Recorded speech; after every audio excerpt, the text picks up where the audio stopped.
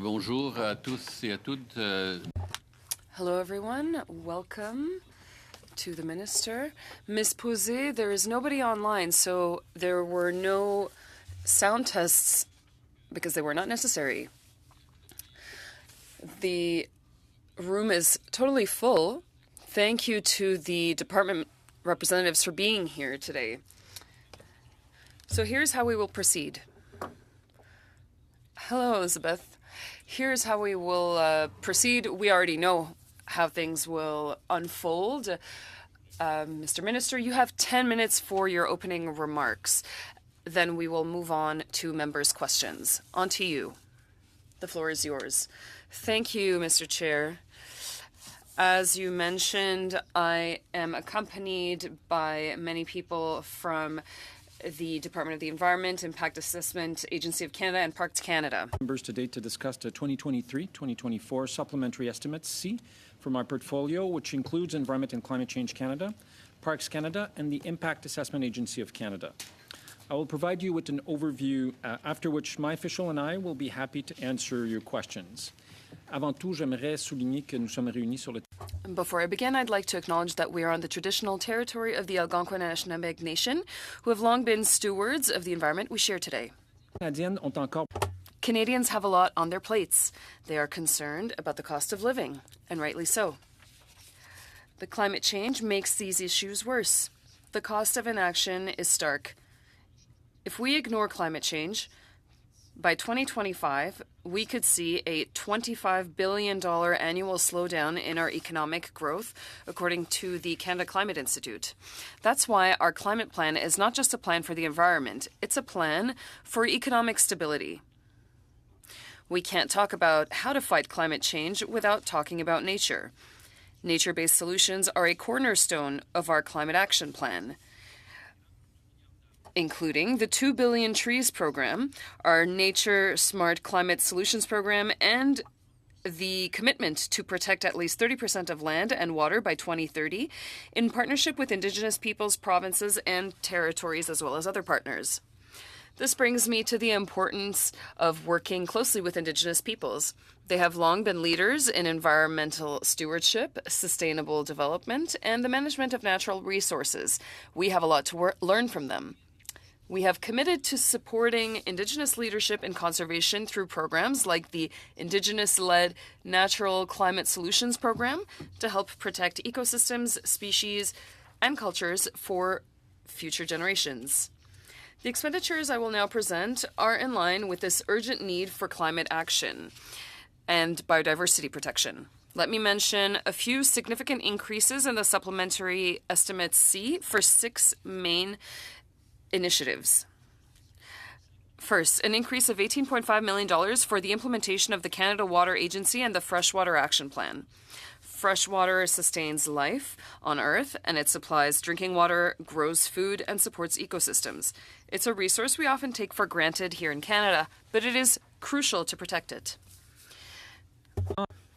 Industry analysts say dramatic swings in weather are hampering grain and other crop yields at a time when farmers are leaving the sector, and the only way forward is to adapt with technology. Le plan sur l'eau douce qui a été renouvelé et renforcé soutiendra des mesures adaptées aux situations régionales. The renewed and strengthened Freshwater Action Plan will support regionally specific actions to restore and protect the Great Lakes, the St. Lawrence River, Lake Winnipeg, and other water bodies from coast to coast. An increase of $5 million to support the Africa Adaptation Initiative for the Food Security Accelerator. Let's not forget that climate change and biodiversity loss do not respect borders. This contribution will build on Canada's efforts to tackle food insecurity by investing in a mechanism dedicated to growing innovative small and medium agricultural enterprises in Africa. An increase of $3.3 million for the negotiation and implementation of Indigenous rights-based agreements. Across Canada, First Nations, Inuit, and Métis communities are disproportionately affected by climate change. They know how to recognize signs of imbalance in the environment. This investment will allow the Government of Canada to implement the Musqueam Recognition Agreement with Musqueam Indian Band and the Burrard Inlet Environmental Science and Stewardship Agreement with the Tsleil-Waututh Nation. an increase of $3 million to promote the health of Canada's priority at-risk whale population. This investment will help renew previous activities focused on protecting at-risk whales using evidence-based decision-making grounded by science and technology, and help renew whale programming, including the coordination, implementation, and enforcement of management interventions. Number 5, an increase of more than $37 million for wildfire response requirements. This increase has assisted Parks Canada to partially offset the extraordinary expenditures of the 2023 wildfire season, which was historic, that were required to respond to the unprecedented number and intensity of fires in the places across Canada which are administered by Parks Canada. Of course, Parks Canada's efforts were, of course, felt across those borders. Canada's carbon pollution and clean our air and water while growing our economy, providing good jobs and building out affordable, reliable, clean energy. And we will continue to do so for our children and their children. Thank you for your time. Merci. Merci, Monsieur le Ministre. Alors... Thank you, and thank you, Mr. Minister. We will now move on to our questions. I'd like to highlight the presence of Ms. Falk, who is replacing Mr. Deltel. On to Mr. Deltel. Thank you for being here, everyone. It's a pleasure to exchange with you. Mr. Minister, I will start with you. You talked about the cost of living crisis. And of course, that means that there are expenses from the government and expenses that must be controlled. On January 29th, we had a report on expenses for having participated in a conference in Dubai. The data is incomplete, but there are expenses worth $1 million and counting. Your flight cost over $13,000 to taxpayers. When you were on that plane, did you think of taxpayers' cost of living? As you know, Mr. Deltel, the climate change fight requires an international effort. There is no solution to climate change if we don't work together internationally. In some G20 countries represent 80% of the greenhouse gas emissions on the planet. So we need a concerted effort. For the Dubai meeting, there was record participation levels from various provinces. Alberta had its biggest delegation ever. Same for Saskatchewan. There was a lot of participation from other provinces, including yours, Quebec. That is why the Canadian participation was so costly. My question has to do with your flight, $13,000 and counting. Did you think of the cost of living crisis that is affecting Canadians when you were on that flight? As you know, various departments have very specific amounts that they can or can't spend according to the Treasury Board, and we respect those. These are the same criteria that are imposed on the Conservative government when they are in power. I don't think that $13,000 is appropriate for a conference in Dubai. I have another question on public expenses. We were talking about greenwashing. You have participated in greenwashing in participating in this conference. I disagree with your characterization of Canada's participation in international efforts to fight climate change. It's because of those efforts, if you'll allow me, that Canada was able to play a role in COP26, at COP27, and COP28. I was one of 8 co-facilitators on 194 countries. The presidency of the COP28 chose Canada to help them reduce by billions of tons the greenhouse gas emissions. thanks to the Paris Agreement, we are now diminishing our heating of the planet. We are talking about hundreds of billions of tons of pollution that will not be in the atmosphere, and I think this is necessary. What I'm asking right now is how will you ecologically refund for this trip during which there was air conditioning and so on? I call it greenwashing. As a minister, how will you make up for all of the carbon that you spent? We are diminishing from 4% to 2% and some the amount that is emitted. And of course, I'm not doing this by myself. This is a collective effort, but that collective has to be done together. This is a collective effort, but you were there at the COP meeting in Dubai. After 9 years of the Liberal government, Canada is now 62nd with regards to how efficient they are in fighting climate change. Are you proud of that? And are you proud of being a Minister of Environment? I am indeed proud of being the Minister of Environment and Climate Change, Mr. Deltel. Every day I take on these tasks in an important way. The projections were that Canada was going to surpass its objectives by 12%, and that is due to your government. The difference is the equivalent of removing 16 million cars. So imagine Canada with 16 million cars contributing to pollution. But when you were an activist, Canada was not 62nd. So don't you see the correlation? Inaudible for the interpreter. Now you are 62nd. Mr. Minister, you have very little time to answer, but go ahead.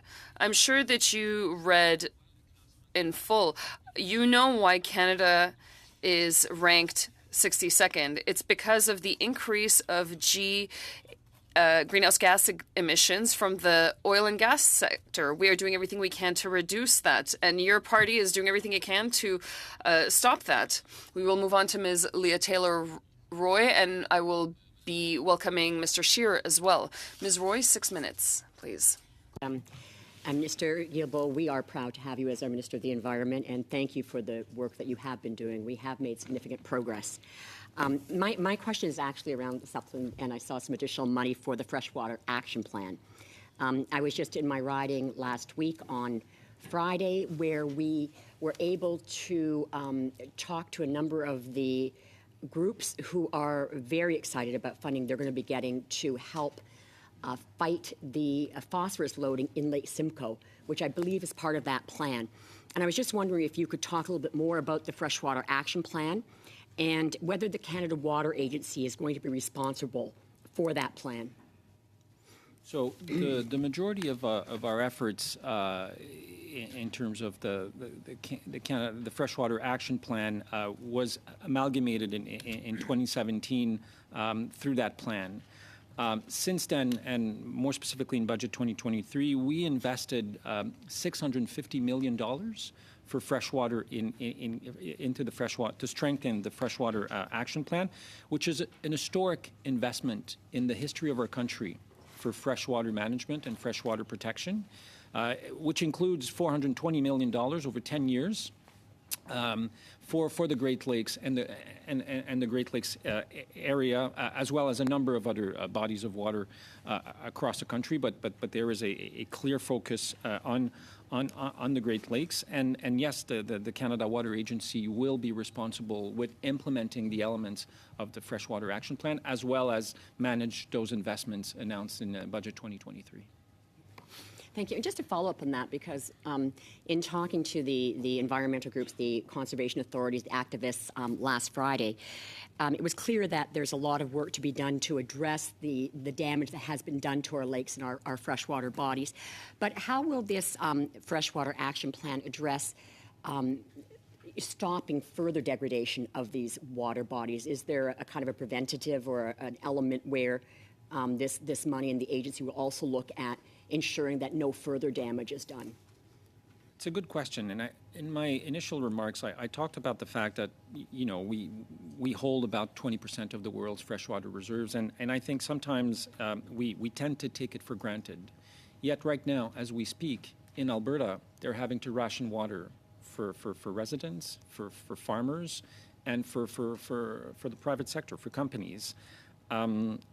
We have farmers, not just in Alberta, but in the prairies, that are selling their livestock because of the droughts. They just can't feed or give them enough water. So despite the fact that we're a nation that's rich in fresh water, we have to do a lot of work to protect it and to ensure that moving forward, the activities, and especially industrial activities that we have, but also in the agriculture sector, we put in place measures that will minimize the impact on our freshwater reserves.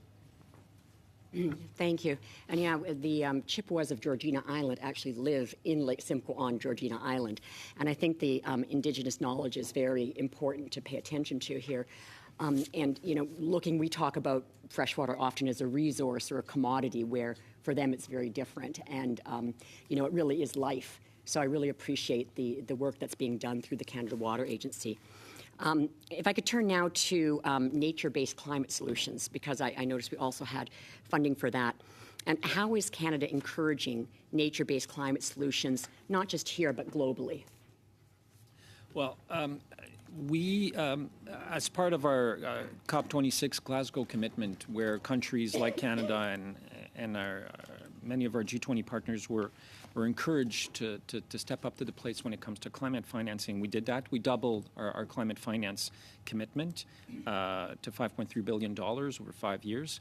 And we dedicated 20% of that to nature-based solutions, because we know that in the fight against climate change, our biggest and strongest ally is nature. When we protect a wetland that will filter our water, it will do so at roughly a sixth of the cost of if we were building a plant to do it. And once you've protected the wetland, you don't have to maintain it. You don't have to invest into keeping it up to date as we would have to do with a plant. Now, unfortunately, we can't do that all the time. But whenever we can use nature, it is the best investment in the fight against climate change. So a number of our initiatives I could talk about. So basically, $1 billion of our climate finance will go to nature-based solution. Recently made an announcement of $15 million to support the Ocean Risk and Resilient Action Alliance and the Global Fund for Coral Reefs.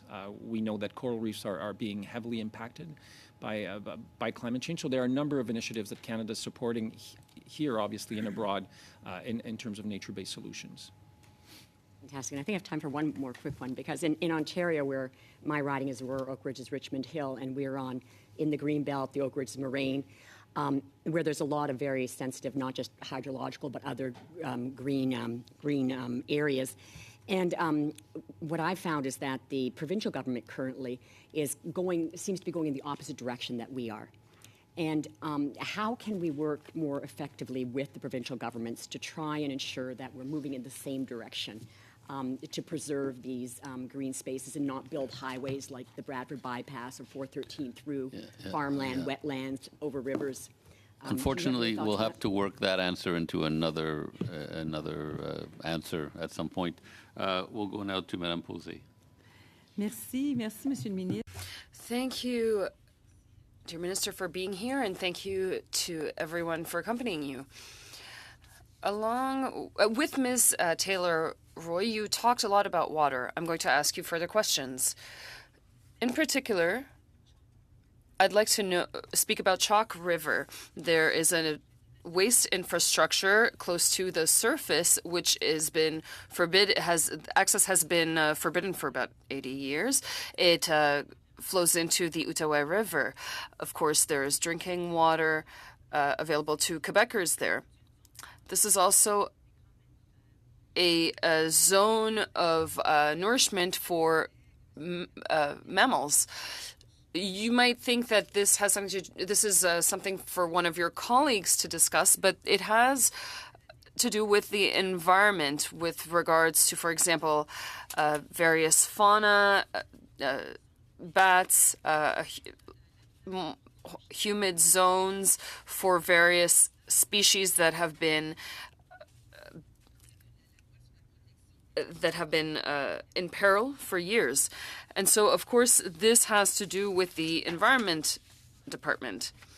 And it is, of course, in link with the Chalk River waste infrastructure. Will you intervene for there to be an environmental impact assessment regionally for this project?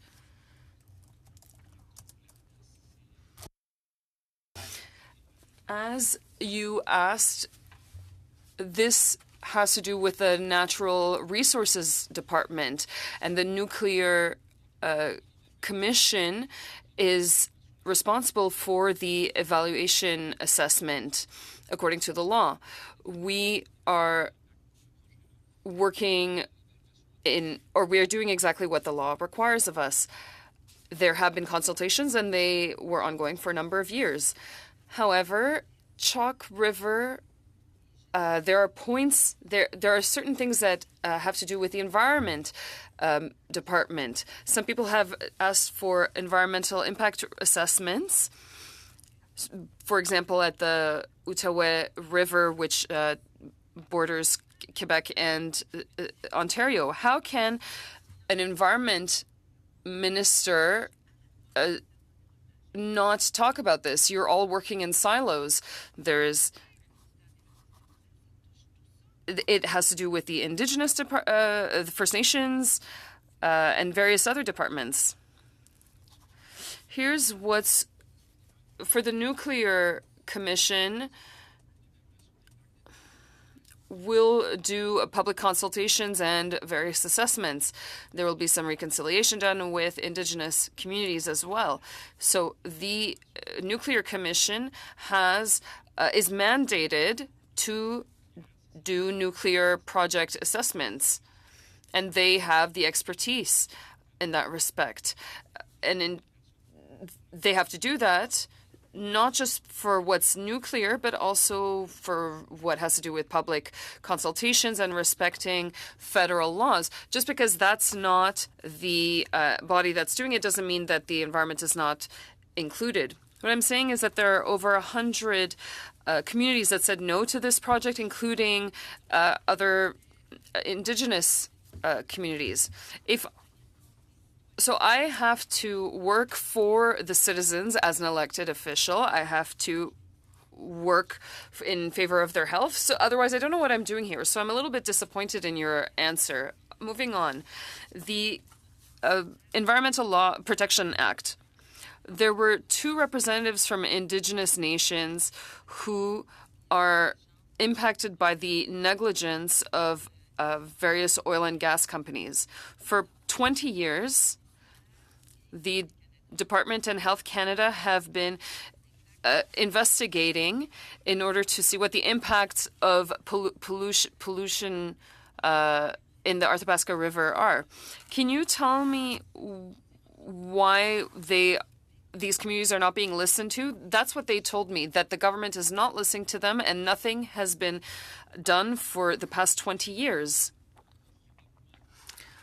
I've had about 10 meetings with representatives from those communities since I became minister, so about 2 years or 2.5 years. A few weeks ago, I met with them again. We have a working group in place to talk about the tailing ponds.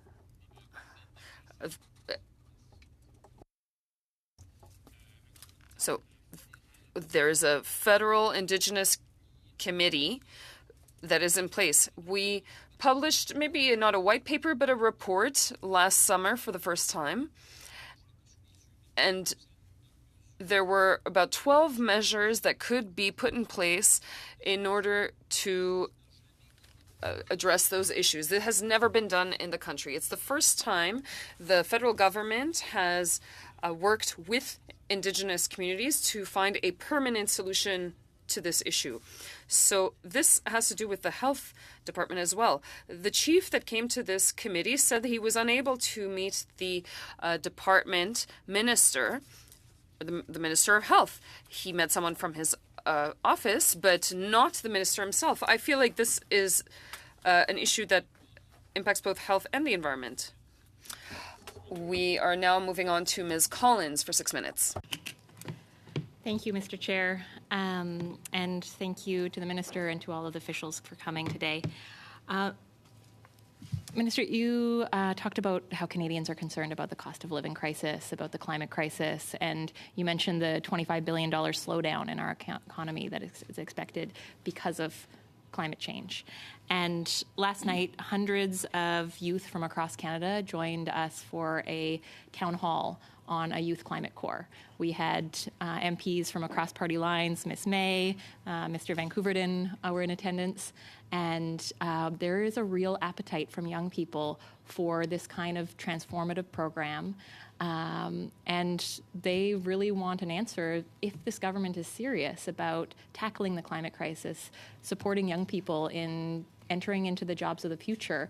Are you considering funding something like this? So I've met many of those, including one of the instigator of this proposal, Mr. Klein, just a few weeks ago. Wasn't my first meeting with him, obviously. I think the proposal has merit. I would somewhat beg to differ with the characterization of your question. We are supporting youth employment in environmental issues every year. So it's not because we're not doing that we're not doing nothing, but this certainly looks like an interesting project. I'm not the Minister of Finance. This is not,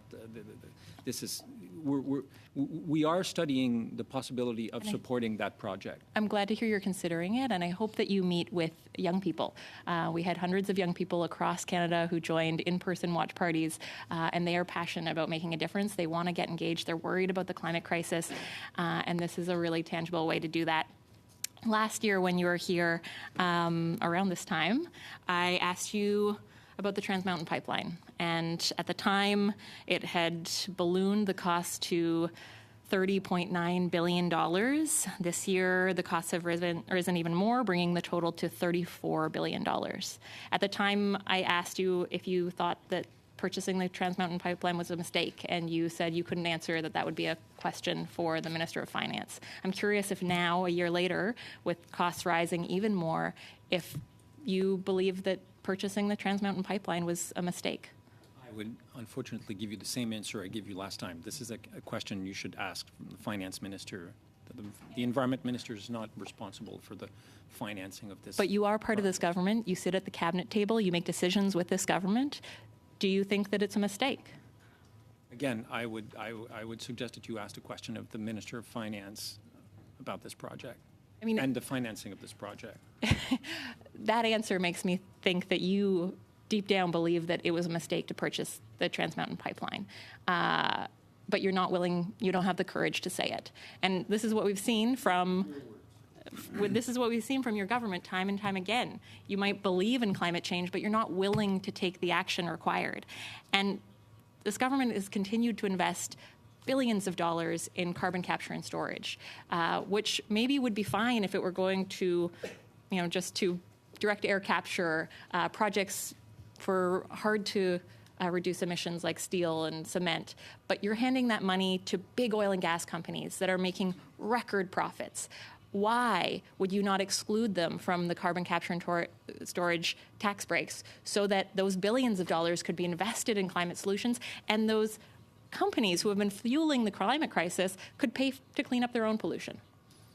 I disagree with the characterization of your question again. We've done more, and you've heard that from many environmental leaders in this country who've recognized publicly that we've done more than any other government to fight climate change. Environmental leaders have been calling on you to stop funding carbon capture and storage, stop handing out billions of dollars. Sorry, point of order, yes. I believe it's a convention to allow the minister to use the exact same amount of time, at least, as the question takes.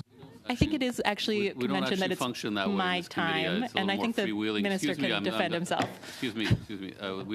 We don't actually function that way in this committee. It's a little more freewheeling. I've stopped the clock. Okay, so where were we? The minister was answering. Is that?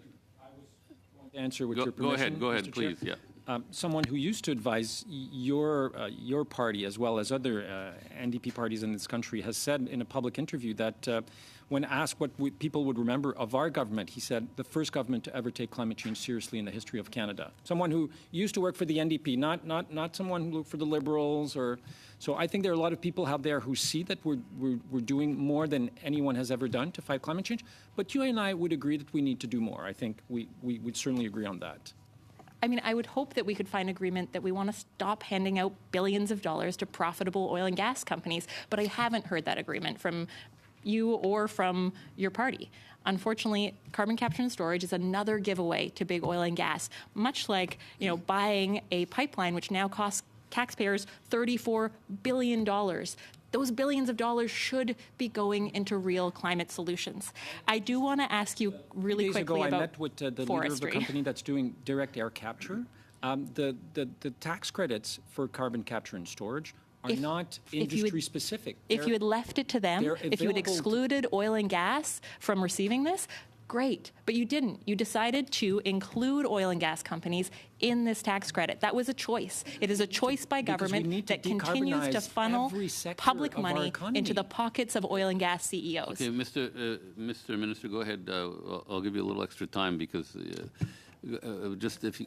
A fossil fuel subsidy, as defined by the World Trade Organization, is money from government going to a specific sector, which gives that sector advantage over others from a financial or economic point of view. It's not what we're doing with carbon capture and storage. It's open to every sector where this technology could be applied. Cement, steel, aluminum, electricity production, direct air capture, and yes, also oil and gas. Okay, we'll go to Mr. Mazier to start off the 5-minute round. Mr. Mazier.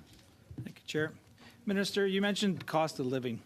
7 out of 10 provinces oppose your government's plan to increase the carbon tax by 23%. 70% of all Canadians oppose your government's plan to increase the carbon tax by 23%. Do you still plan to hike the carbon tax on April 1st? Yes or no? As the Supreme Court said in its ruling 2 years ago, it's not a tax. It's a pricing mechanism. It doesn't go back into general revenue of the government. It's revenue neutral, and all of the money collected goes back. But yes, we will move ahead with the increase of carbon pricing, as well as the rebate on April 1st.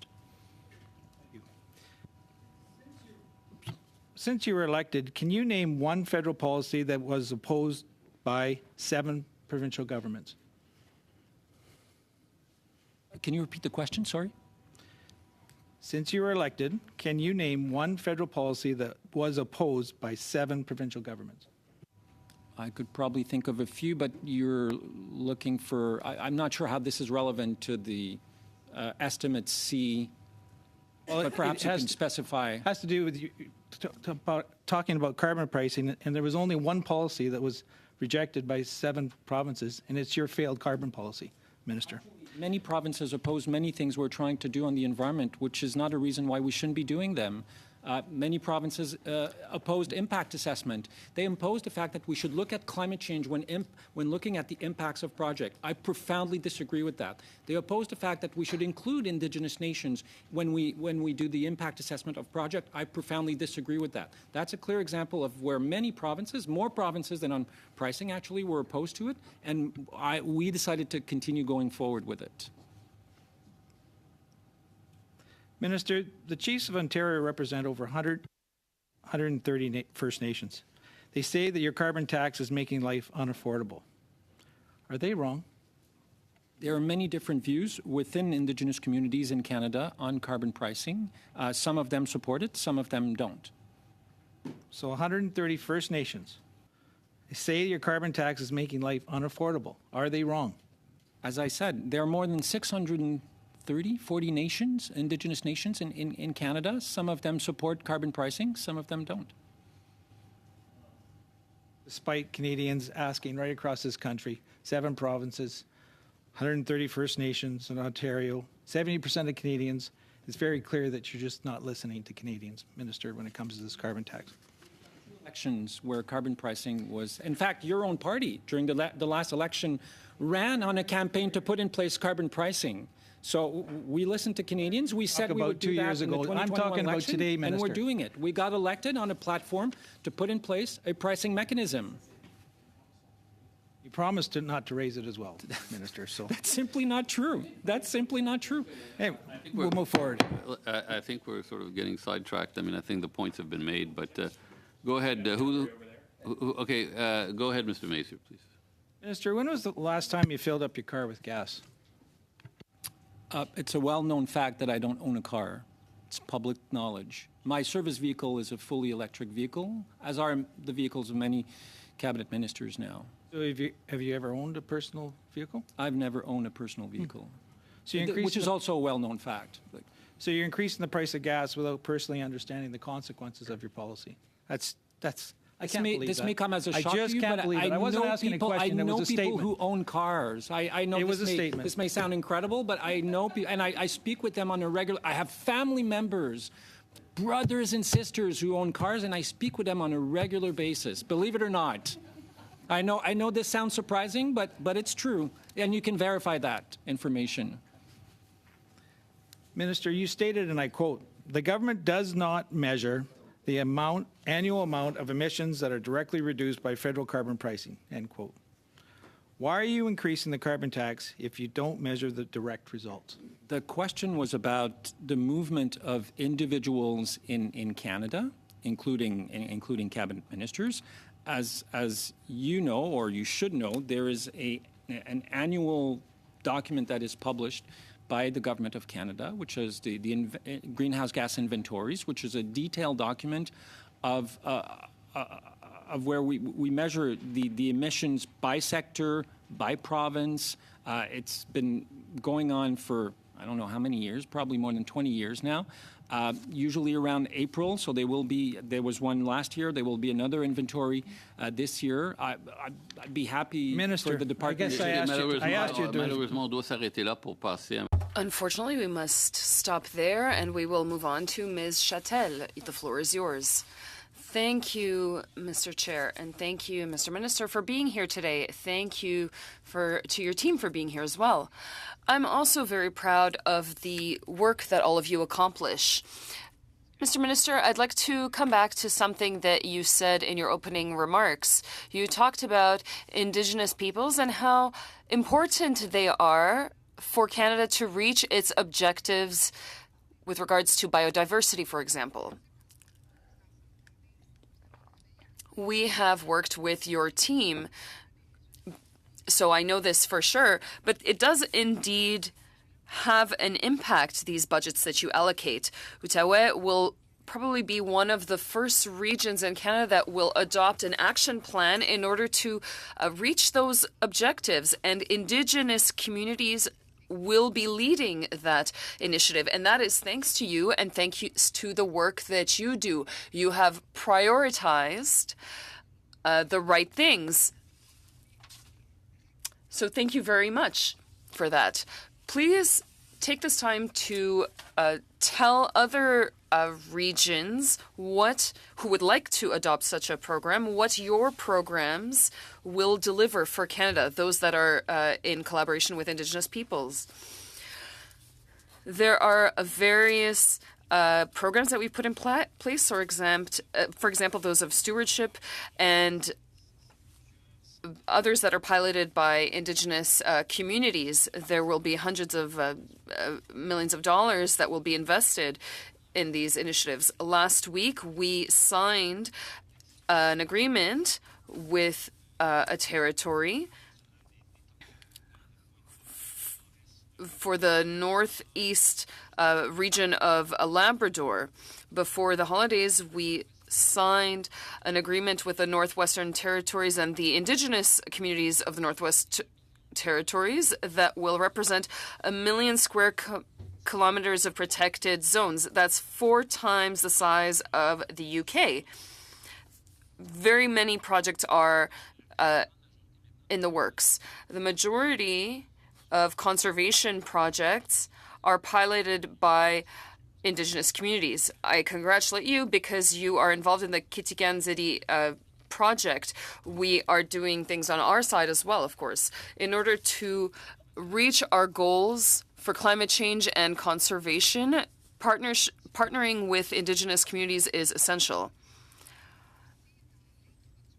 In your opening remarks, you mentioned the Canada Water Agency. You talked about how it can work in favor of farmers, and there are many farmers in my region. Last week, I toured many farms, and indeed, they are worried because of climate change.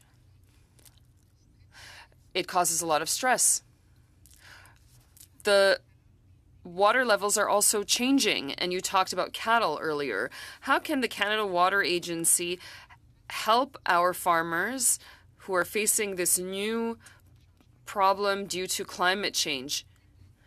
You said 2024 might be the hottest year yet, and we know that farmers are facing climate change head-on. There are very many studies that have been done on the topic. Last week, I was in Nova Scotia. I met farmers. Fiona destroyed fields for bovine and dairy farms. These are fields that helped grow food, and those are thousands of dollars for a single of destruction for a single weather event. There have also been the worst forest fires and the worst floods in this region. Sometimes in some regions there isn't enough water, and then there's too much water. In the prairies, there's a drought that is ongoing. There was very little snow this year, especially in the prairies. In the east, it was a little bit better. In British Columbia, there wasn't much. The vineyards were hardly impacted by this. So every year we see the impact of climate change that is increasingly challenging. The Conservatives, of course, say they want more pollution and they want it to be free. They want more climate change and we will be abolishing all of the agricultural aid programs. I think that is a serious lack of judgment. Also, I would like to specify something. When we talk about cattle, if there isn't enough feed for the cattle, that doesn't mean that we won't have enough for 1 year. It means that these animals will not be giving birth to fowl, or rather to their young. So we will stop there. On to Ms. Posé. A very easy question. Last year, S5 received royal sanction. The government said they wanted to look into managing toxic substances. Where are we on that?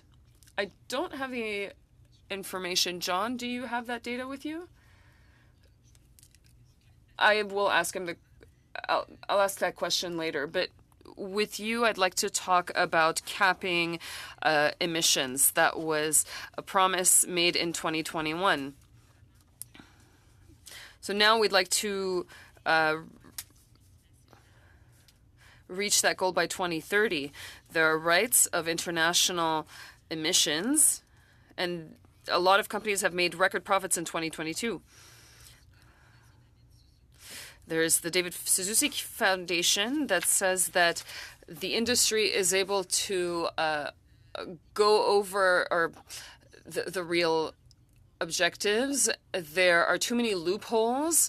Greenpeace is not ambitious enough.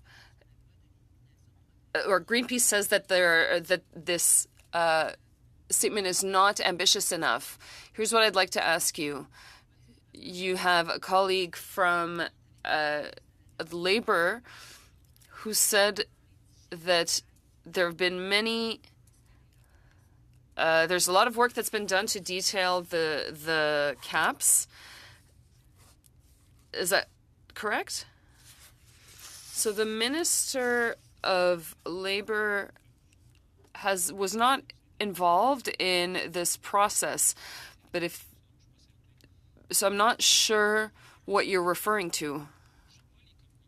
I don't have the Équiterre or David or Suzuki Foundation statements in front of me.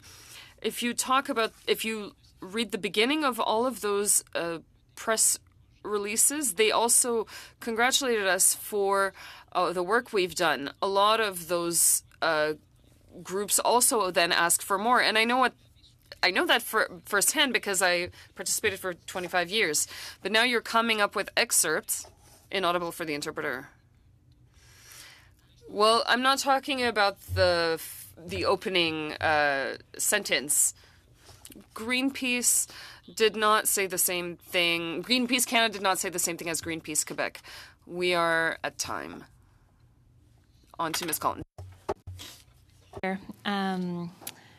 I wanted to ask the Minister about forestry, and you had mentioned the $35 million to respond to forest fires.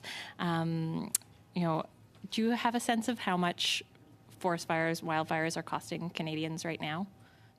I don't think we have the cost yet. I think this is still being costed out. We would be happy to provide that information to the committee when it. I would love to see the government analysis. In 2023, 18.5 million hectares of forest burnt in wildfires across Canada. That is astronomical, unprecedented, more than double the last worst wildfire season. Without counting the health costs and the costs of damages on private property, there was a report out saying that it cost about $1 billion. And so $35 million, while it sounds like a lot, may not be enough to tackle this huge issue that Canadians are facing. People are being evacuated from their homes. We are seeing just, kids choking on smoke. One of the proposals that we put forward is a national firefighting force, a force that could respond to wildfires. We know, forest fighting is a provincial responsibility, but crews get quickly overwhelmed when we have unprecedented, which, we're going to see more and more unprecedented wildfire seasons.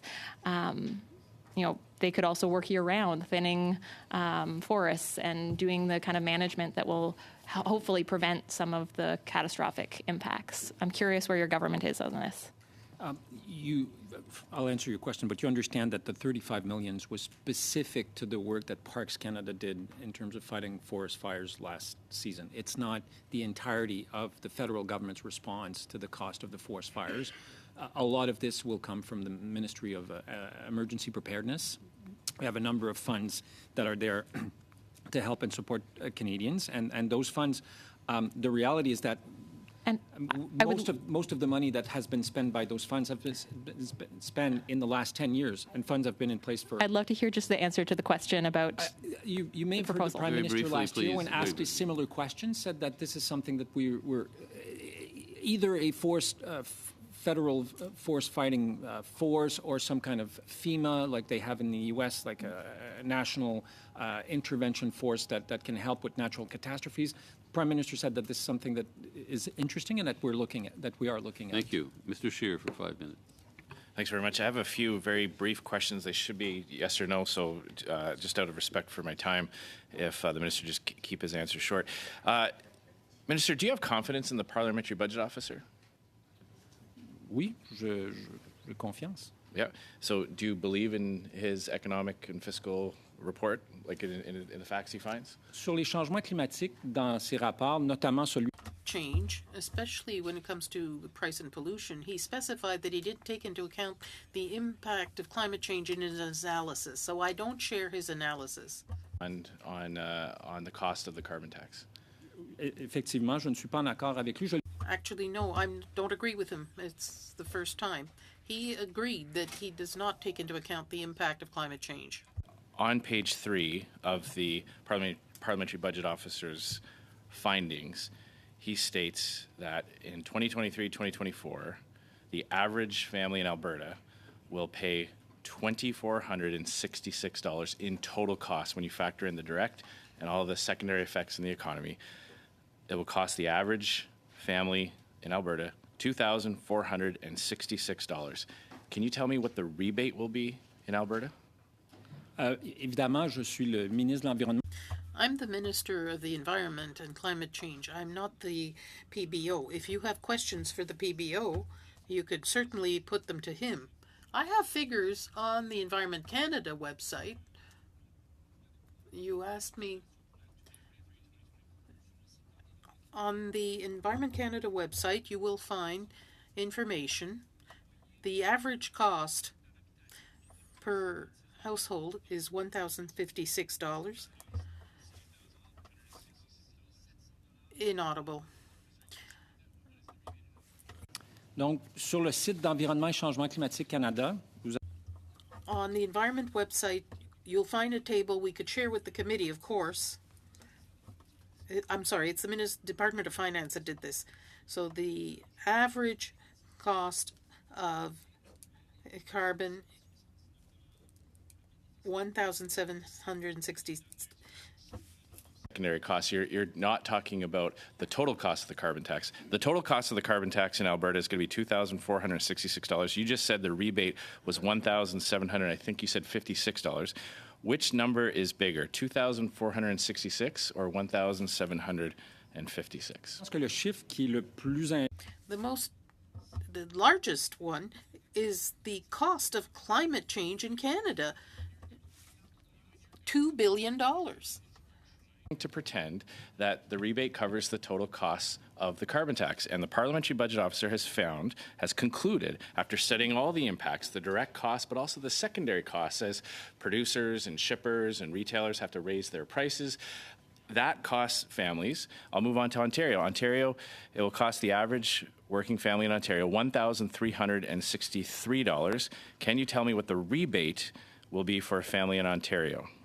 Le directeur parlementaire du budget, dans cette analyse-là, The PBO said that he did not take into account the impact of climate change that we all pay for. Ontario. je vais partager l'information avec le. I'll share the information from the Department of Finance with this committee. That is a public website.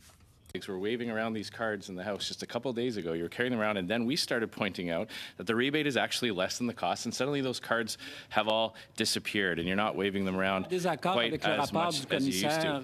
You said, you stated, Minister, you stated... That wasn't a question. Okay, we need a break. We need, like in wrestling, you sort of, everyone goes to their corner. So I've stopped the clock. I don't know where we're at now because I don't know. It's a chicken and egg thing. Is the question come first or the answer? So go ahead, Mr. Scheer, and let's try to not all speak at the same time. Go ahead. So the minister stated a falsehood a few moments ago when answering my colleague. He said that the Liberal government under this Prime Minister had never promised that the carbon tax wouldn't go up. That is false. In 2019, your predecessor, Catherine McKenna, promised. She stated that the carbon tax would not go up beyond $50 a ton. Can you tell... Nous avons eu une élection générale en 2024. We had a general election. Thank you, Mr. Chair. We're here to talk to the Minister about the estimates, and I was just curious if carbon pricing is in the estimates. Is this relevant? I mean, is it relevant? Pricing is an important economic and environmental issue, and no doubt impacts government decisions that are reflected in the estimates. But I would like to, I think it would be good to give the minister a chance to answer something. I wasn't, on a point of order, I wasn't asking a question, I was stating a fact. Yeah, okay. So there's really nothing for the minister to respond unless he wants to reflect on why he stated a falsehood, but he doesn't need to do that right yet. Okay. Take that out of my time. But I do have a question, though. Go ahead, but you're running out of time. Well, so, I hope these points of order haven't come off the time. can you promise Canadians today that the carbon tax will not go up beyond $170 a ton? Can you make that commitment? Comme je l'ai rappelé plus tôt, ce n'est pas As I reminded you earlier, it's not a tax, and the Supreme Court was very clear. It's a royalty system. Either you agree with the Supreme Court or you don't. I didn't hear your party refer to A ton. Can you make that promise that it will not go higher than $170 a ton? l'engagement que nous avons pris, c'est commitment we made was to increase it to $170 a ton. We didn't make any commitment. on n'a pas pris d'engagement dans un sens ou dans l'autre. OK, c'est le temps maintenant de passer à M. Lang. Okay, it's time to go to Mr. Longfield. Thank you, Minister, for being here and for your officials. It's fantastic to see the team in person. I want to go back to the estimates, if we may, particularly around the science investments, the transfer to the Natural Sciences and Engineering Research Council around biophysical sciences. Dr. Paul Hébert in my riding, I was able to be at an event last week with him when I was in the riding. He was awarded the Benjamin Franklin Earth and Environmental Science Medal, only the 4th Canadian in 200 years to receive the medal for his work on biodiversity. He's developed a system for tracking DNA, and whether it's in the air, in the water, or actually from parts of DNA sequencing from animals. I know, Minister, that you've been involved with the Global Biodiversity Framework. In 2022, we hosted COP15, and I know you were involved with the international partners to halt and reverse biodiversity loss. Now, Dr. Hébert is working on monitoring biodiversity loss. In fact, he's looking at it as a forecast, a life forecast, not a weather forecast, but a life forecast, and he's developing a platform for that. Could you share with the government on how we're working with the Kunming-Montreal Biodiversity Framework? Yes, thank you for the question. So COP15, which led to the adoption of the Kunming-Montreal Biodiversity Framework, is referred by many journalists and scientists and activists as the Paris moment for nature, because it's the first time that the Concert of Nations commits to protecting at least 30% of lands and waters by 2030. That 30% is not a number that came out of a hat, but is based on the equivalent of the IPCC research, but for biodiversity. And obviously, you know, it's not a ceiling; it's a floor. It's at least 30% of lands and waters. When we came into power in 2015, Canada was not even protecting 1% of its oceans and coastline. We're now almost at 15%, on our way to meeting our 2030 target of being at 30%. We're about a little below 14% for terrestrial. And we've invested massively since 2021, $4 billion for nature protection, including $2.3 billion over 5 years for the Canada's Enhanced Nature Legacy, which is helping us sign agreement now with a number of provinces and territories, Nova Scotia, Yukon, the historic announcement in BC, where we commit together to working to achieve the 30 by 30. We are working with a number of other jurisdictions on these bilateral agreements. So we are investing historic amounts, but it's not just about investment. We have to work with partners. I was talking with MP Chatel earlier about Indigenous-led conservation, which is a cornerstone, but we also need to and want to work with our provincial and territorial colleagues on that. Thank you. And I was very interested in the transfer to NSERC and how Environment Climate Change Canada is working with other departments. When Dr. Hébert said, we can get DNA from our weather forecasting using existing equipment. And is that science? Is it going to innovation and industry, or is it going to environment climate change? So how departments interact and try to come together around science. I chair the Science and Research Committee, so it's something near and dear to me. Could you maybe comment on the science that's going on in government departments and how they're working together with the guidance from your folks? Yes. I think JF would like to take this one if you'll allow me. sharing field. We have departments that are really science-based departments. Environment is one of them. And there is actually committees among the departments who are really, let's say, important and significant from a science perspective. And we, of course, share common agenda. Our scientists work together. We try to actually more and more encourage them to do that, even sometimes sharing the same labs in the same place so that the ideas can come together and that we can also avoid duplication. So that's constantly what we're trying to achieve. Well, I'll be in touch. Guelph has the largest DNA data repository in the world now. And there is a lab in India that's been named after Dr. Hebert for his pioneering work. So I'm trying to find a room for him to join the conversation. Very interesting. Well, I want to thank the Minister for making himself available and exchanging with us. We'll take a very short break, and we'll continue with the ministry representatives at the table to answer questions. So, merci, Monsieur le Ministre, de votre temps. So thank you for your time, Minister. We will now have a short break. Thank you very much, Mr. Chairman. Thank you to the committee.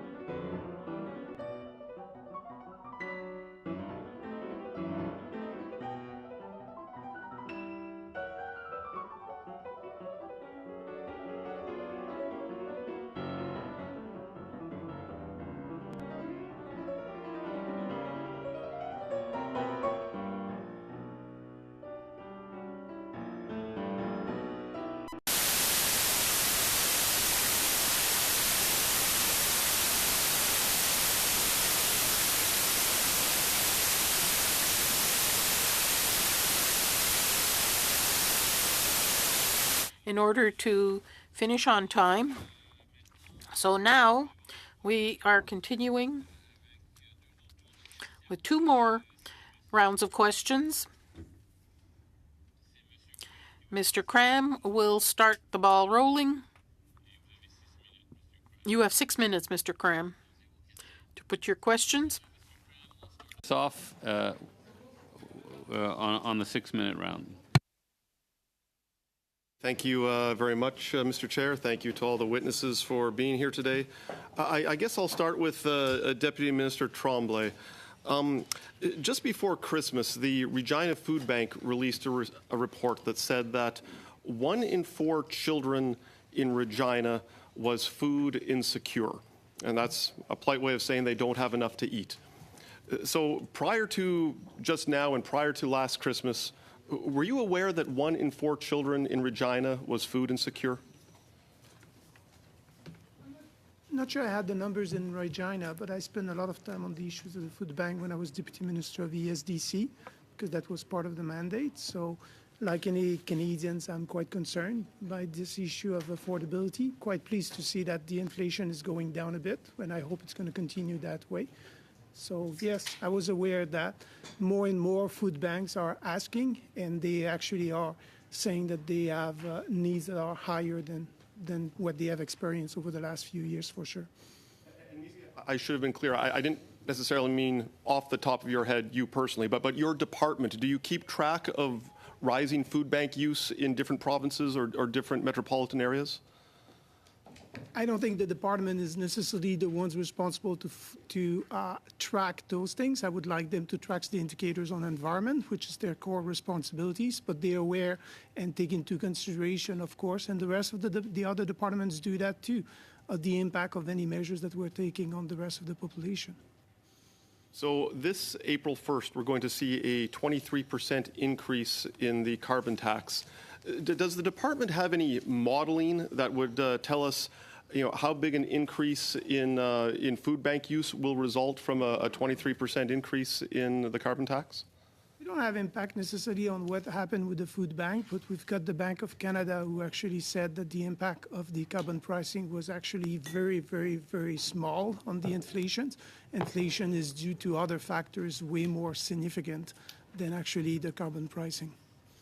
So why does Environment and Climate Change Canada not track something like that? Because one has to understand that environmental policies don't impact only the environment. They impact the cost of living and Canadians' day-to-day lives. Like, why would food bank use be a metric that your government or that your department would not keep track of?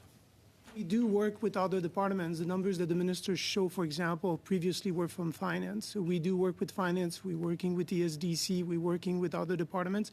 They do analyze the impact of our measures. When we go to cabinet, this information circulate among departments, and everybody have a chance to actually get in and talk about the impact. That's one of the reasons why the carbon pricing has been managed the way it is. If you look at the rabais goes, it's higher for 80% of the family that are actually paying that. Which also means that the way it's framed is to make sure that the ones who are impacted by affordability are actually the ones who receive more in terms of return, and the ones who can pay are actually the ones who are paying. So the redistribution that came with the carbon pricing was precisely to limit any impact that it would have on population that is poor. Okay, so then let me put it We don't drive cars for most of them, to be honest.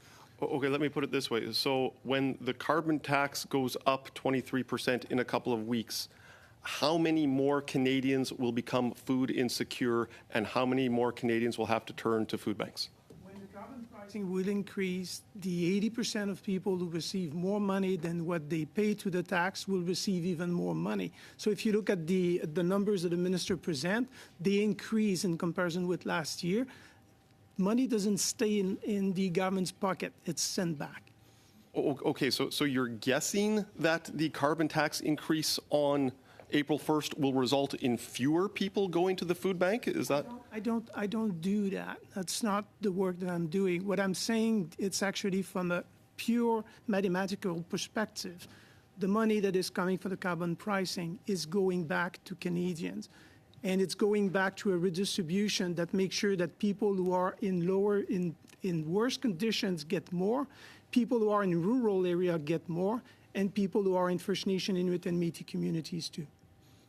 Okay, but you are aware that the rebates are going to be less than the actual cost when one considers the direct and incorrect costs of the carbon tax. Minister told you about the numbers from the, I beg to disagree with the PPO on this, and that's, I mean, what can I tell you? And as I said, I don't disagree with the Bank of Canada, who says that the carbon pricing has a very limited impact. I think it was 0.2% or 0.3% on the inflation. Okay, so earlier we heard that the minister disagreed with the parliamentary budget officer. Do you also disagree with the parliamentary budget officer? We've got a methodological issues with him. The way he calculated, if he doesn't take that into account, I trust Yves that is doing the right numbers, but we would take into account the cost of the climate change. The same thing that he doesn't take into account the investments sometimes from businesses who are actually trying to greener their businesses or invest in clean energy, which also create jobs and create more economy. So there's multiple factors that plays. We cannot just select one, not the others. But to summarize, if I heard you correctly, Environment and Climate Change Canada has methodological issues with the parliamentary budget officer. Is that what I understood? Let's say we would take that into account because we are Department of Environment and we think the cost. I've been deputy minister of other departments managing emergency issues. The cost to manage emergency issues has increased significantly. I think the point's been made. I think the point's been made on both sides. Point of order. Point of clarification. Yes. I heard the officials mention that most of whom don't own cars. I'm just wondering if they can follow up in writing with. We actually publish our difference with the PBO at the time, so we can share it with the committee. As the minister said, it's not something new; it's something that was said before, but we can more than happy to share that. Yeah. Okay. So we'll go to Mr. Van Koeverden for 6 minutes, please. Thank you very much, Mr. Chair. And as I was listening to the previous question, I was reflecting on the meetings that I've had and hosted with organizations like Feed Opportunity, that's the Maple Leaf Center for Food Security.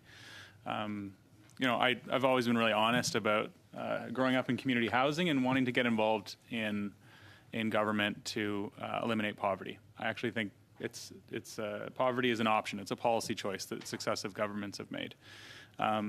So when I hear the Conservatives talking about food banks, as they do often, which is fair because food banks are experiencing higher than ever volumes right now, I do take issue with how they frame that line of questioning.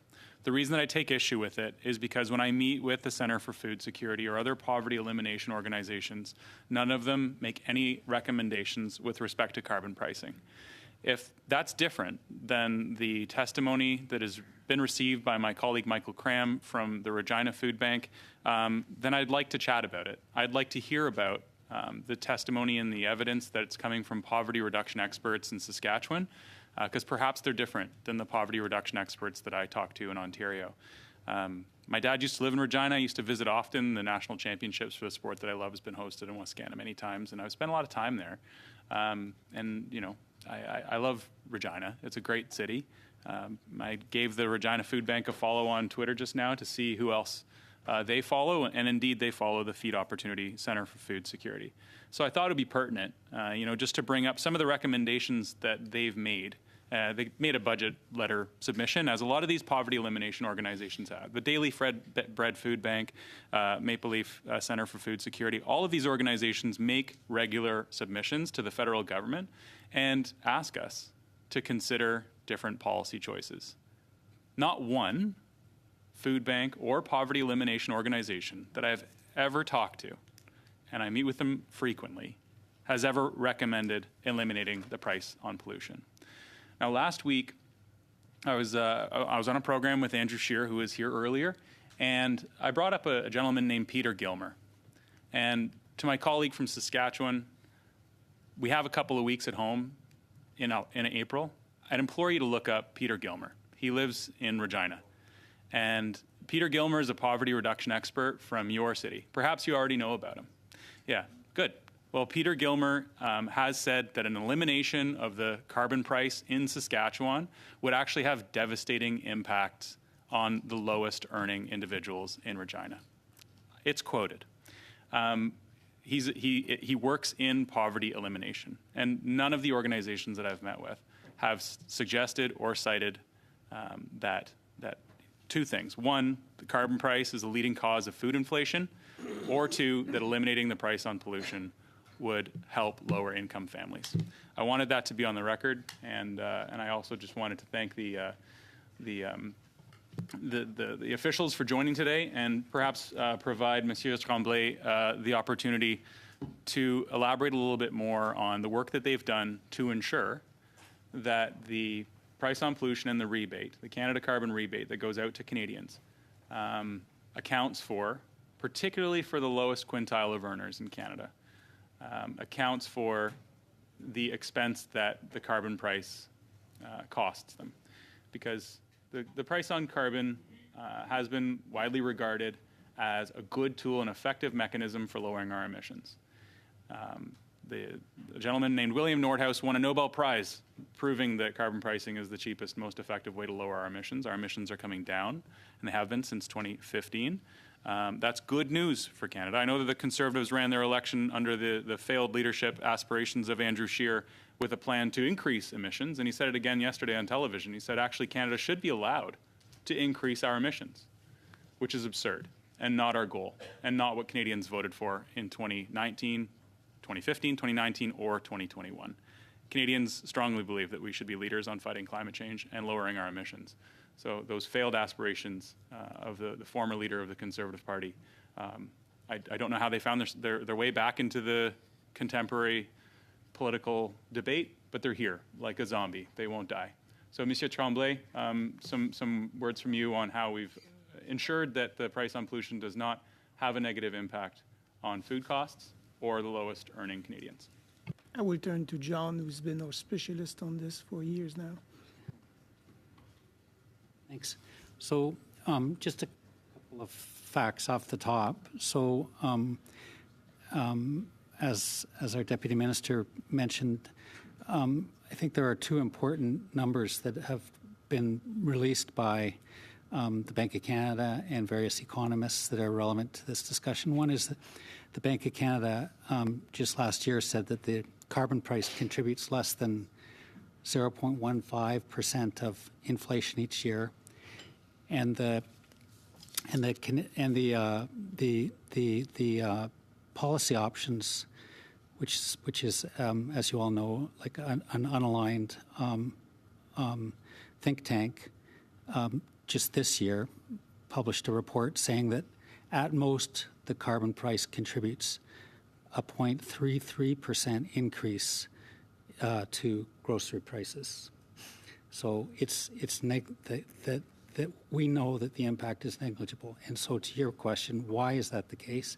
Sorry, we have to, unfortunately, Mr. Moffat, I hate to interrupt you, but we're past 6 minutes, but I think you made your point, and we'll go now to Madame Posé for 6 minutes, and she, of course, can continue on that line of questioning if she Oui, alors, merci. Donc, Thank you. So, I'll come back to the question I had earlier, but I do have a question for the Impact Assessment Agency of Canada President. It is the same question I asked the Minister earlier.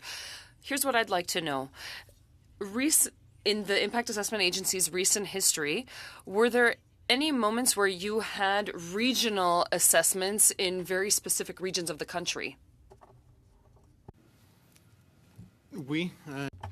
Yes, we are currently making impact assessments regionally. There are currently impact assessments in Nova Scotia and Newfoundland.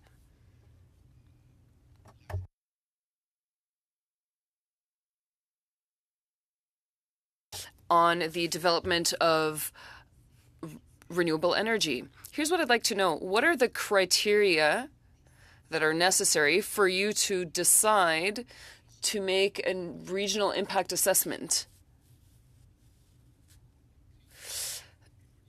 The most important criteria are to support the evaluations and assessments in the future of the projects.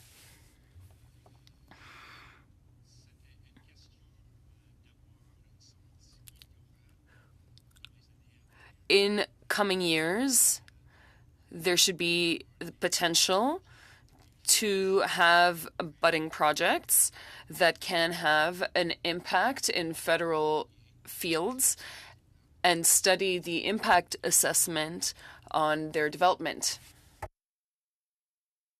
Can you send to the committee a document that has these criteria on regional impact assessments? Can you share that with the committee in written format, please? Thank you. Mr. Moffat, back to the Environmental Protection Act. There was royal assent and adoption. Here's what I'm interested in. The policy to manage toxic substances, especially with regards to water. With government, here's what sections 30 and 31 read. The department has the responsibility of risk management when implementing the new risk management tools with regards to toxic substances that may have risks on health. So there's no working in silo here. Health and environment are collaborating. They have regulatory powers since this bill received royal assent. So where are we at with regards to managing toxic waste? I'm going to respond in English. So the federal government has been involved in the assessment and management of toxic substances for over 30 years. In the last 15 years, the government has become a little more coordinated and centralized through the development of what we've called the Chemicals Management Plan. As you correctly mentioned, the bill that was recently passed as S5 requires the government to essentially renew that plan by developing a new plan of priorities. The law requires the minister to come forward with that plan in 2 years. We have started consultation broadly with the public, with Indigenous communities, on what that plan should contain. We will continue those public discussions, and then we will release, as we usually do, a draft and then a final report. So that work is well underway. Merci pour votre réponse. Thank you for your answer. Representatives from Parks Canada now. We know that Natural Resources will be implementing the 2 billion trees project. There are funds allocated. They are asking for $37 million in order to fight against forest fires. Can you tell me the amount of parks that were decimated or by forest fires in 2023? I'm asking because when you plant trees again, you can't make the same mistakes. Of course, these forest fires spread very easily, and so we have to have some sort of diversity with regards to what we're planting. So that's the angle of my question.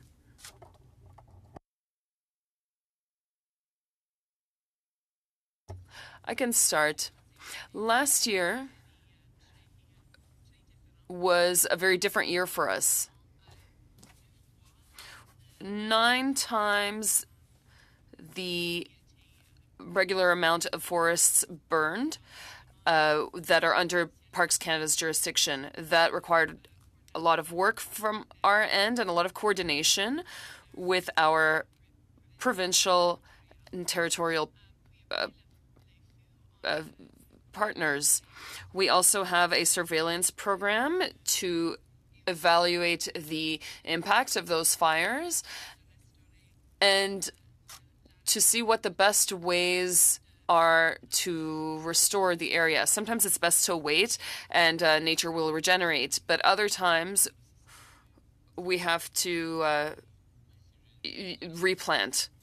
I gave you a bit more time, but time is up and we have to stop. Ms. Collins, on to you. Thank you, Mr. Chair. I want to thank all of the officials for coming today and for sharing your expertise and knowledge.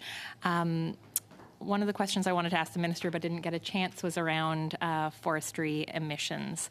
And many experts, including the Environment Commissioner, have noted that emissions accounting in the forestry industry is wildly underreported. They estimate that the government is underreporting emissions by 100 megatons. When are we going to see a review of these kind of forestry emissions? The way we account, and John can go with the detail, but the way we account, as you know, is being reviewed internationally on a regular basis and also by peers in Canada. There's been a review process, and we should get new numbers quite soon, actually, if I remember well. And do you have any comments just on the discrepancy? That's a huge number. It's more an accounting issue on how we account for this. And I think John can go with this. There's different methodology. But the methodology we use is actually recognized internationally. So it means it's been recognized by the United Nations organizations, by experts. It's just a different way, but we're not. But I don't know if John wants to add on this. Given that the Environment Commissioner has noted this discrepancy, that experts are saying that we don't have integrity in our accounting, and that we're really missing 100 megatons. That's huge.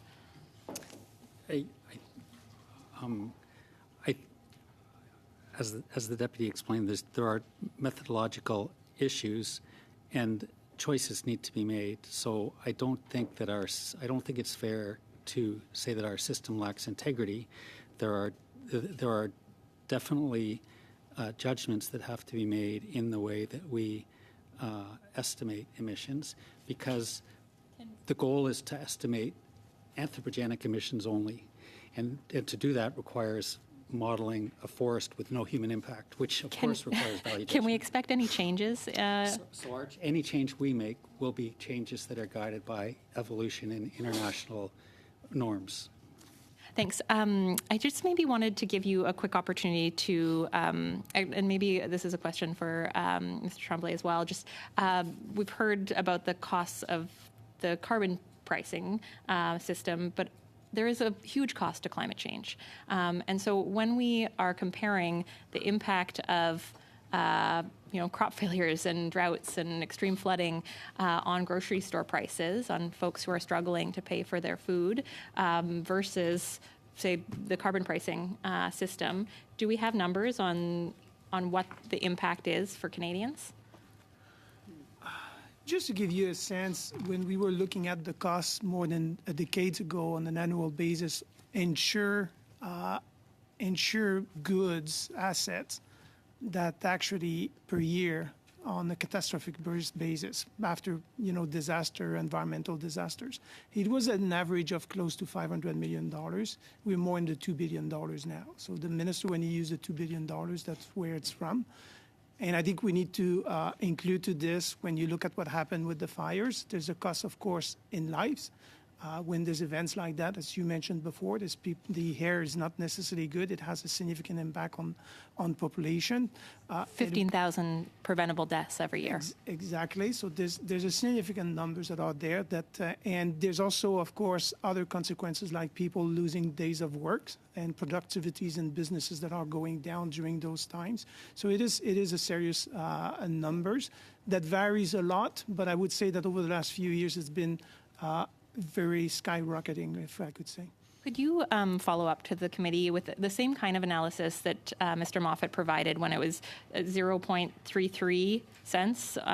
If we could find a number similarly. List of recent events and the cost for each of them, including on life, we can send it to you. And if there is a kind of larger look at 1 year or something along those lines, that would be helpful as well. And could I just add that is the methodological disagreement that we have with the Parliamentary Budget Officer. The Parliamentary Budget Officer's an estimate of the GDP impacts did not compare the GDP impacts of carbon pricing to an economy facing climate change without the carbon price. It compared the impact of carbon pricing on the economy to an economy with no carbon price and no climate change. So it was an unreal comparison. Given the reports showing that there's going to be a $25 billion slowdown in our economy because of the climate crisis, clearly this needs to be accounted for. How much time do I have, Mr. Chair? About 45 seconds. I know that there's other business to be had, so I'll cede my time. Okay. We'll start the second round. Mr. Leslie for 5 minutes. Thank you, Mr. Chair. So based on the responses to my colleague Mr. Cram's questions regarding the economic analysis and consideration of the impacts of the carbon tax, is it fair to assume that because, despite being the department that designed and implemented the program, the tax, because you're the Department of Environment, there's nobody here that can answer the question as to what the expected or anticipated costs of the carbon tax at hiking up level actually will amount to? Is that fair? Nobody here can answer how much that costs, correct? How much the carbon tax is costing in terms of food costs? I think we told you that there was very limited impact of the carbon pricing on any inflation in this country. It's negligible factor. It is a major program that costs billions of dollars. You mentioned that the cabinet has access to a number of other departments looking at information. Did any other departments, I can think of agriculture or finance, perhaps trade, when looking at the competitiveness issues as it relates to us having a carbon tax versus our American counterparts or any other country? Happen regularly between departments. Right, but has there been an analysis done of any of that? John? Yes. Could you share it with us? Yes, we have plenty of analysis on trade impacts, competitiveness impacts, affordability impacts. So you can submit all of that to the committee? Yes. Okay, I will look forward to that. Have you guys done an outward looking as we get to $170 a ton by 2030? Has there been those analysis done further out that you could also share with our committee? What are the anticipated cost increases of food prices when at $170 a ton is the carbon tax per ton? I don't know, and I don't know that we have that analysis. Any other department? We'll have to look. If you could check and please submit anything to this committee that has been done in terms of an analysis of what, when it reaches 170, and hopefully at a year-by-year basis, what the impacts in terms of food prices and any other analysis that have been done, that would be appreciated. Switching lanes a little bit here, as it relates to the plastics ban being ruled unconstitutional, unreasonable and unconstitutional, are you aware of some of the other impacts as it relates to the outcomes of that ban, particularly the implementation or use of paper straws or other plant-based straws, or in particular a study published in the Journal of Food Additives and Contaminants that examined more than 20 brands of plant-based straws? Yes, sorry, we have a point of order. Just a moment, Mr. Leslie. Yeah, go ahead. Thank you, Mr. Chair. Is a plastics ban pertinent to Estimate C? I don't know if it has an impact on legal costs that the department might have to assume. I don't know. Maybe we can get to the bottom of that. Go ahead, Mr. Leslie. I appreciate this. Exactly where I was going, Mr. Chair. Are you aware of the study that indicates that, in fact, as witnessed in our water study, PFAS being a major problem, that many of these alternative straws actually have a high level of PFAS, therefore are contaminating our environment? Have you guys looked at any other alternatives that, when you make a decision, such a policy as straws or any other banning, as we have the upcoming plastic summit, when you look at those, has there been an analysis done from an economic standpoint of alternatives, whether it be plastic bags to other types of polymers being used in other bags? Has that been done, and can you share it with our committee? So when we published the ban on single-use plastics, we also published, as we do with every regulation, a regulatory impact assessment statement, which included a review of the economic costs of replacing single-use plastics, including plastic straws, and on the issue of, potentially regrettable substitutions like a straw that includes PFAS. This is a regular issue that we address when we take action on one substance. we try to ensure that we're also looking at potential alternatives, and the government has an equally comprehensive agenda on managing the use and risks from PFAS, for example. I appreciate if you're willing to share anything beyond the gazetted information to our committee. I'd like to cede the remainder of my time to Mr. Mazur. Mr. Chair, I'd like to move the motion that I I'll gave speak to that notice motion, Mr. Chair. on Friday. Conservatives are demanding the Liberal government release their carbon tax analysis.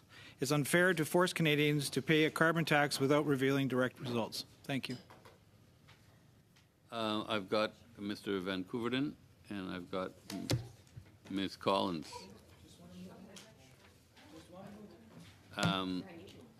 So we're... Just a simple motion to do a study. But you want to debate this now? Or? It's up for debate. No, just want to pass. Let's go.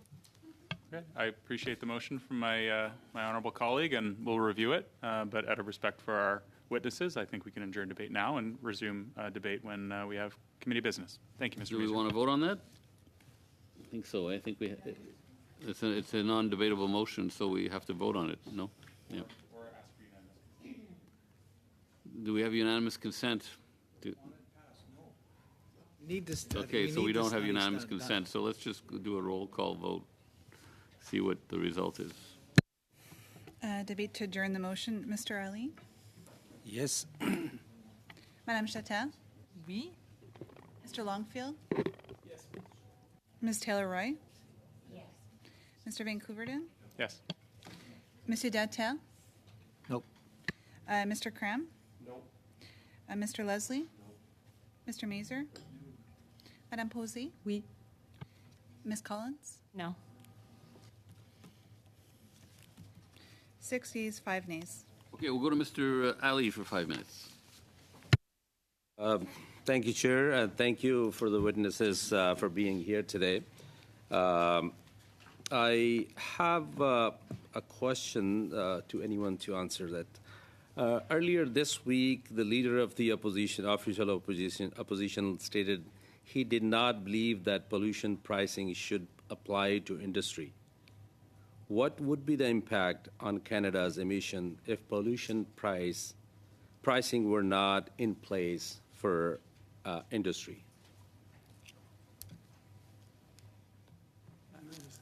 Well, I guess I would start by repeating the analysis that we've shared publicly, that we estimate that of the total emission reductions that will be achieved economy-wide by 2030, approximately 1/3 will be attributable to the carbon price. So if we were to remove the carbon price from the economy, we would either achieve far fewer emission reductions, or we would have to replace the carbon price with another set of measures that would inevitably, in order to achieve the same reductions, would inevitably cost the economy far more. Thank you. I have a few questions for the officials who are here from the Parks Canada. Parks Canada is seeking over $37 million in operating expenditure, grants, and contribution for funding for wildfire response requirement. Question 1, please describe the wildfire response that this funding covered. Are Parks Canada employees responding to wildfires themselves, or is Parks Canada funding other groups to respond? Chair, Parks Canada is the only federal firefighting force in Canada, and we work on lands that we administer, and we also work in collaboration with provincial and territorial firefighters at the provincial level and international. We have more than 300 firefighters engaged in a number of different practices, including incident command, direct fire line operations, and support. The funds that are contemplated, 37 million plus, that are contemplated in the supplementary estimates, partially offsets what was in the neighborhood of $90 million that Parks Canada expended on behalf of Canadians in managing wildfire preparedness and fighting last year.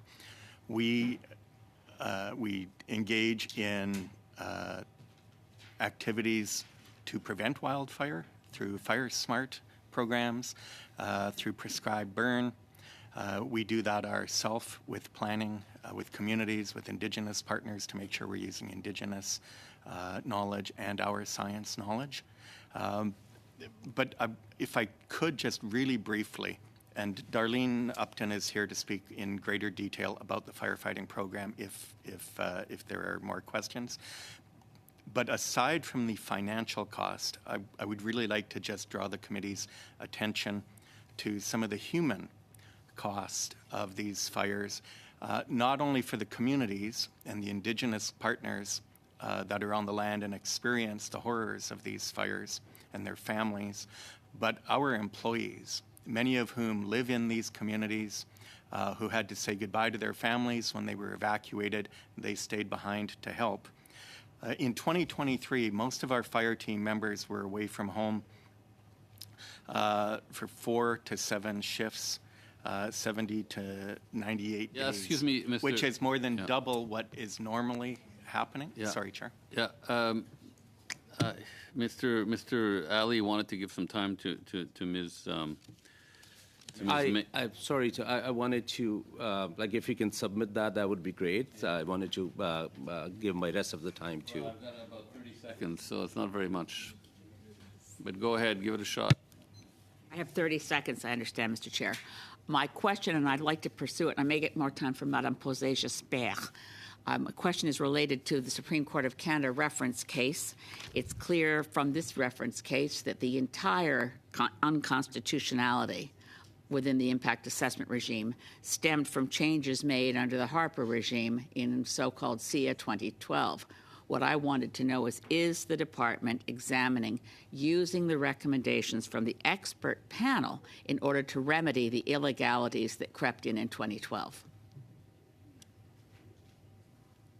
Fairly briefly, if you can. I know it's a comprehensive question. Thank you for the question. We're looking very closely at the recommendations from the Supreme Court of Canada. As ministers have noted, we will be advancing. With all due respect, I don't have much time. That wasn't my question. My question is, you're looking at the expert panel chaired by the former chair of BAP, Joanne Gelina. Are you looking at those recommendations to fix the errors that crept in 2012? The focus is primarily on responding directly to the recommendations and advice put forward by the Supreme Court. Going out to Madame Posé. Je laisse tout mon temps à Madame. Go ahead.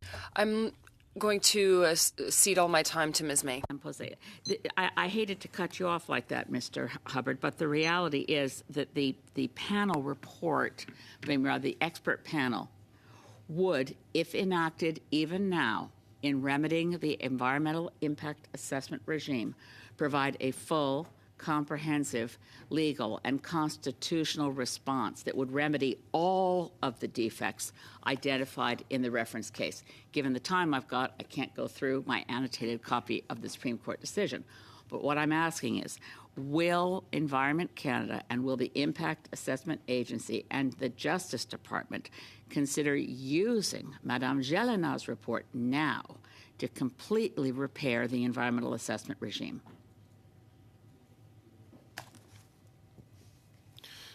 The report and recommendations of the expert panel, Madame Gelina, were leveraged and utilized to support the development of the Impact Assessment Act. At this point in time, we are reviewing very closely the recommendations from the Supreme Court, and we will be responding directly to the areas where the Supreme Court identified shortcomings. With all due respect, Mr. Hubbard, the expert panel report was completely ignored by the agency and by our former minister. And had those recommendations been accepted, we would be back in the four corners of federal jurisdiction, which was since 1975, and certainly been paying a lot of tributes to the Right Honourable Brian Mulroney. Certainly when the Mulroney government passed the environmental impact assessment regime, it was completely constitutional.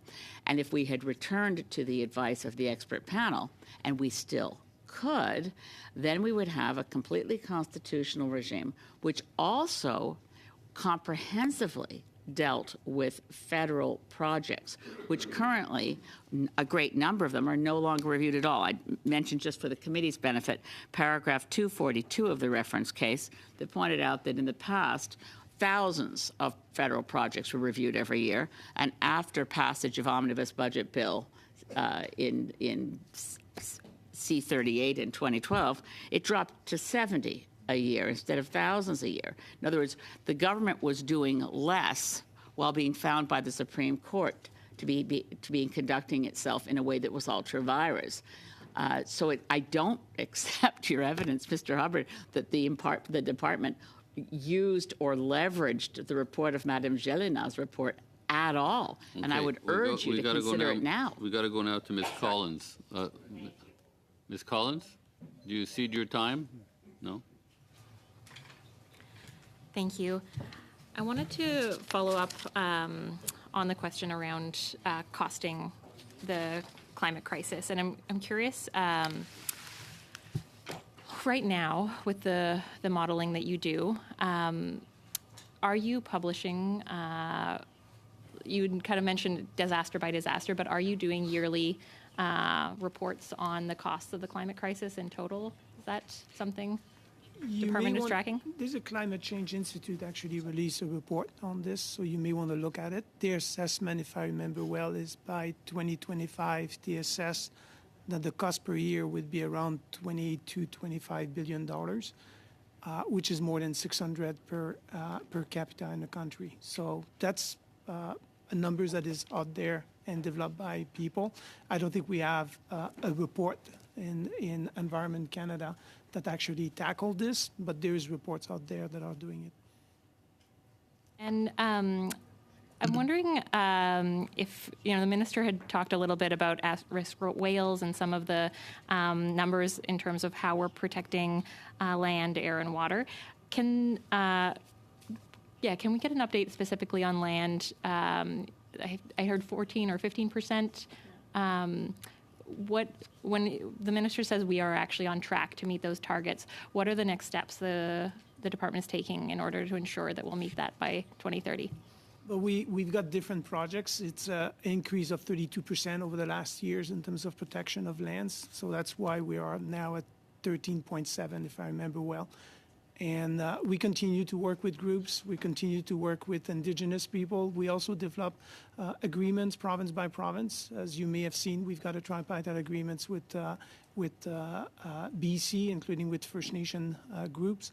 And the objective is to look at where are the areas where we can actually increase, and we make sure that we actually protect more biodiversity across the country at the same time that we're conserving lands. So that's the process that we're in. Okay. We're also advancing the PFP with Indigenous people. So we're working on 4 of them. We receive $800 million. The minister referred to one of them. Sorry, go ahead. Chair, how much time do I have? Like 10, 15 seconds. Okay. Time for a statement. Please finish your thought. No, I was just saying we're also working with Indigenous leaders on the PFP. The minister mentioned the 1 million kilometer squares in the north. Those are projects where we work with provinces, territories, as well as Indigenous and as well as private sectors or foundations. Thank you. Okay, we'll go to Mr. Cram for 5 minutes. Okay, thank you very much, Mr. Chair. With the time I have left, I would like to give notice of the following motion. Given that the provinces of Newfoundland and Labrador, Nova Scotia, Prince Edward Island, New Brunswick, Ontario, Saskatchewan, and Alberta have formally asked Justin Trudeau to cancel the Liberal government's plan to increase the carbon tax by 23% on April 1st, 2024, pursuant to Standing Order 108-1A. The committee invite all 7 premiers to testify on their request to the federal government within 1 week of the motion being adopted. I'm just tabling the motion at this time, Mr. Chair. Not moving it. Not moving it at this time. Yes. Just a moment.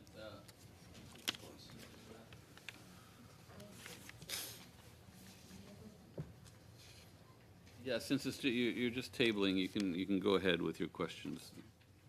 Okay, thank you, Mr. Chair. I would like to follow up with Mr. Moffat with an answer he had a while ago about the methodological differences between Environment and Climate Change Canada and the Parliamentary Budget Officer. Mr. Moffat, if I understood you correctly, your department has a model that links the carbon tax with the effect of Canada's CO2 emissions and the effect of Canada's CO2 emissions on the change in global temperatures and the change in global temperatures to Canada's GDP. Did I understand that correctly? I don't think our model draws a straight line between global temperatures and our GDP, but it does provide. It is a national, an economy-wide, computable general equilibrium model that can estimate GDP impacts of various issues, including climate change, including any new measure, such as carbon price, Regulation X, Program Y. So, but does the model take into consideration the annual increases in the carbon tax and figure out what effect that would have on like extreme weather events or the change in temperatures, or like how would you have like a positive effect on the economy from the carbon tax? So that for every measure we've introduced, we've had to provide Canadians with modeling about the estimated impacts, including in particular two impacts. One is, will the measure contribute to the reduction of emissions?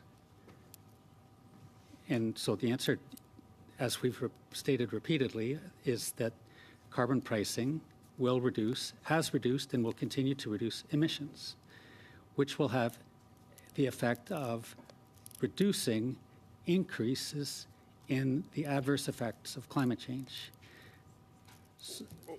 The adverse effect of climate change being global warming? Yes. Okay, so your model can figure out what effect the change in Canada's CO2 emissions will have on the overall warming of the planet? Yes, I mean we share this analysis with globally. There is a fairly well-established methodology for estimating the incremental impact of a ton of greenhouse gas emissions, regardless of where it comes from, on the overall climate and progression of climate change in terms of whether it will get worse or better. So what effects will next month's carbon tax increase have on the temperature of the planet? Like, surely that must be so tiny you can't even measure it. No, that's not what I said we could do. So we know what we have done is we have provided information, and we'll table it with this committee, about the expected impact of our collective set of measures on Canadian emissions and also the expected effect of our collective set of measures on GDP in Canada. But that will be importantly relative to impacts on GDP in the absence of having taken action on climate change. Okay, I look forward to tabling your modeling. And has the modeling been peer reviewed?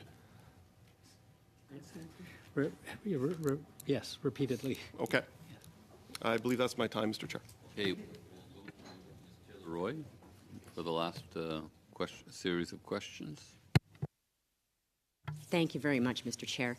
And I just wanted to follow up about the modeling and the estimation, because we repeatedly hear estimates from the opposition about what these programs like the price on pollution will cost, or the, for example, the change in the plastics that can be used, single-use plastics.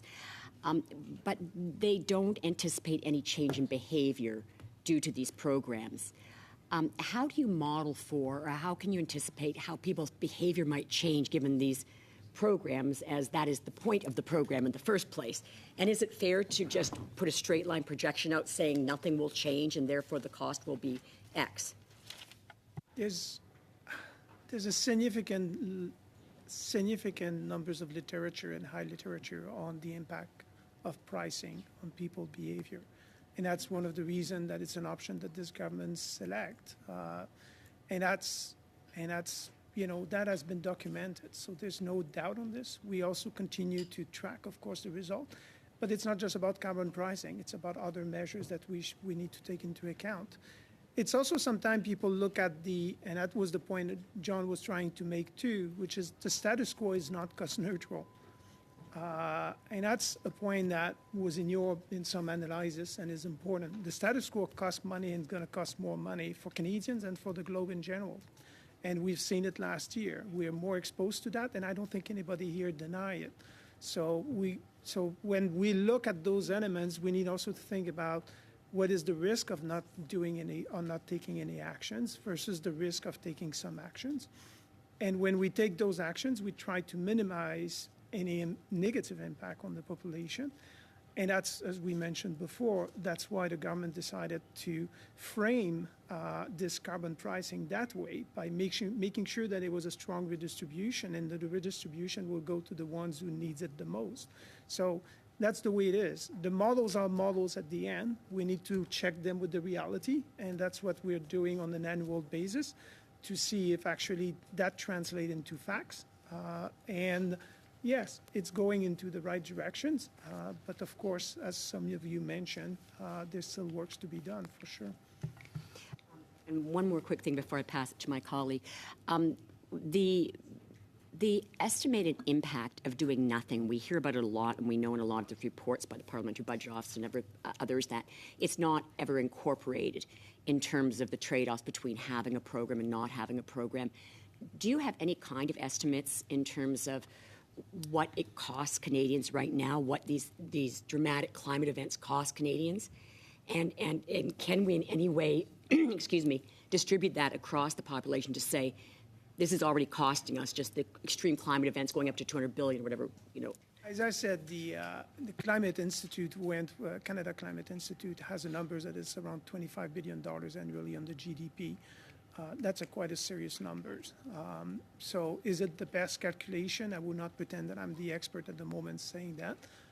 But it is a cost that has been documented by many people, and we've seen it. We've seen it in all departments in terms of cost to address emergency. Park Canada sees it, and they're just one element. Others will see that too.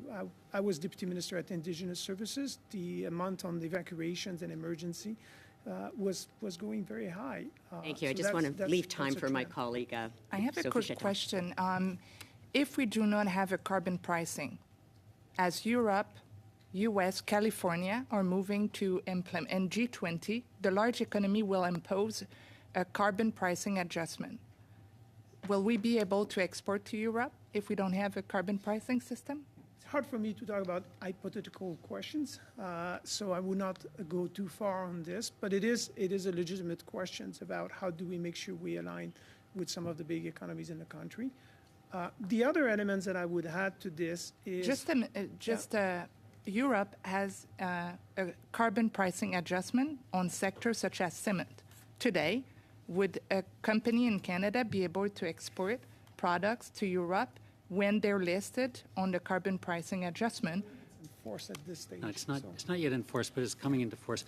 And the results of the CBAM in Europe would not be to ban Canadian cement. It would be to impose a surcharge on Canadian cement. So the surcharge, is it better to collect it here in Canada through a carbon pricing or to pay it to Europe as a carbon tariff? I'll leave that to you to decide. I think you answered it. Thank you. But I can tell you that as a result of having a carbon price, we have had successful negotiations with Europe to recognize the price that Canadian producers of cement and steel and aluminum pay, and therefore, although final decisions have been made, we'll end on that note. We'll end on that note to the CBAM.